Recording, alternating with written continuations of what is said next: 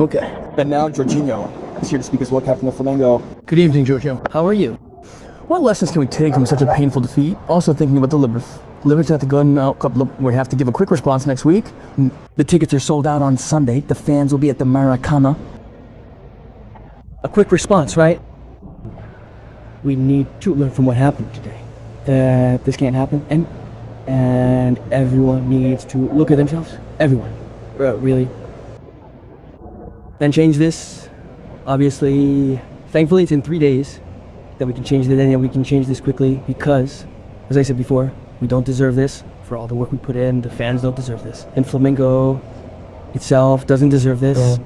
So in 3 days, we need to turn this page and get back to winning, which is what Flamengo deserves. Thank you, good evening. Thank you. So therefore, Spanish if today you had a terrible performance, you made 2 miracles, right? He made 2 good saves. And then at the end of the game, there was that commotion where you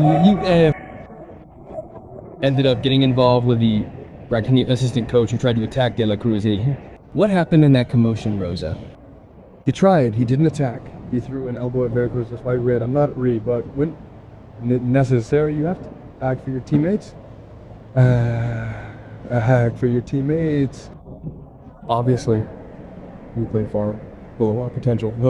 In the first half, we were 2-0 up, and then we were down to 10 men. It becomes even more difficult, especially against a team that plays and prepares to play only against Flamengo. Obviously, against Flamengo, everyone wants to show more than they have inside, and it happens. Obviously, we can lose, but we know we can't lose the way we lost because I respect the fans who came here to support us, and the fans who always support us, and the fans who always support us. But that's football. In 3 days, we have an important game to keep adding points.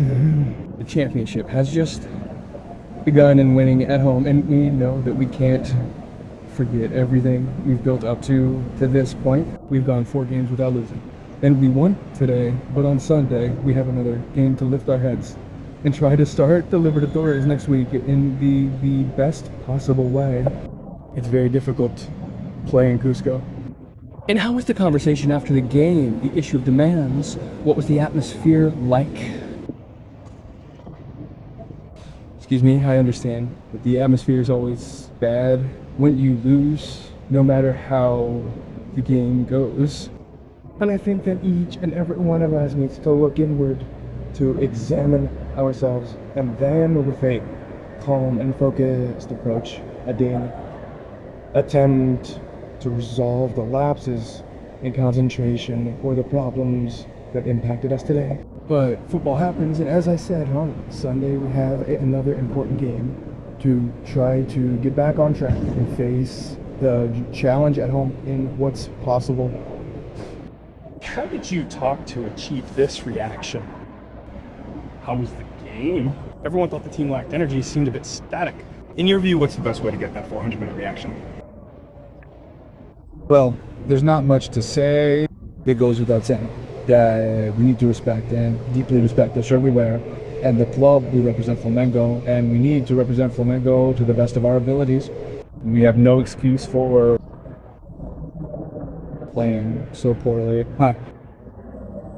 Obviously, on Sunday we have to play a great game to get the victory at home and give our fans the joy they deserve.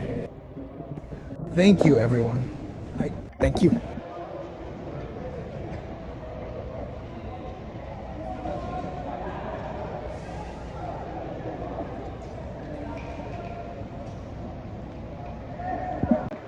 The locker room, Lucas Paqueta, Everton's holding out. So Flamengo players, some of them got players. Lucas. Then the Flamengo players are starting to leave. You can see from the press box too. Flamengo players are already leaving the locker room. Nico Cruz, who came out in the second half.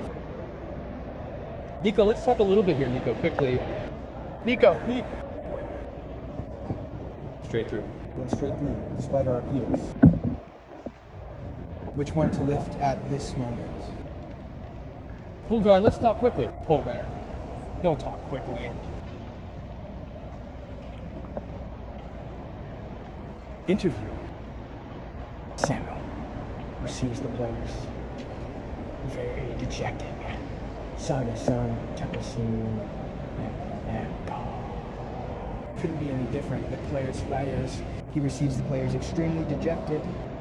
Oh, Jorginho stopped to speak on behalf of the press. I believe he'll also speak with us. We'll wait.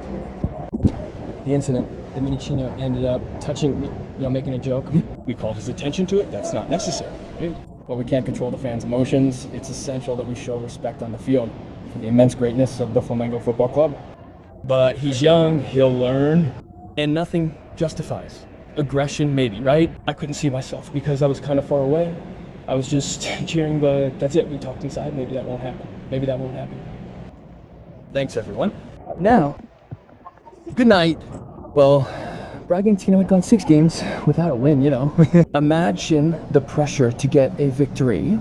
And against Flamengo, it has an even greater flavor, and the amount of taking that weight off their shoulders to continue the tough run Bragantino is about to face. I think it's a game that boosts the team's morale. Well, no, we can't pretend that this game against Flamengo isn't special, considering all the elements that contribute to its significance. So, after a negative run that we had, being able to play a great game like we did today against a big rival, I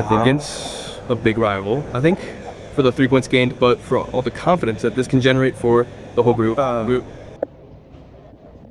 First of all, good evening. I want you to comment on the significance of this victory for Red Bull Bragantino. Considering you're the most experienced players in the team, can you talk about how much the goalkeeper Volpen helped the Red Bull Bragantino squad beat Flamengo today? I think everyone played an important role today, right? Perhaps within the normal goalkeeper position in terms of saves. It wasn't a game where I had much defensive involvement, but I believe I helped in building the plays by guiding them.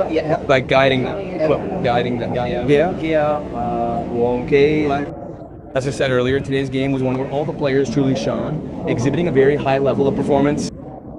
This consequently meant I didn't face as much defensive pressure, did it? I'm happy to have played and to have helped in some way, whether in building the play or in any other factor that was required of me in the game. There was a small controversy at the end of the match involving Vinicinho and some Flamengo defenders, and you ended up taking Vinicinho off.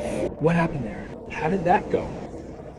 It's a normal situation that sometimes happens in a game. When a team is winning, or sometimes a play with an effect that perhaps wasn't so necessary at the moment ended up causing all this confusion. No, we made the conscious decision to remove Vinio from that position to prevent additional physical and emotional strain, unnecessary disruption to our team dynamics, and potentially losing a valuable player. Thank you.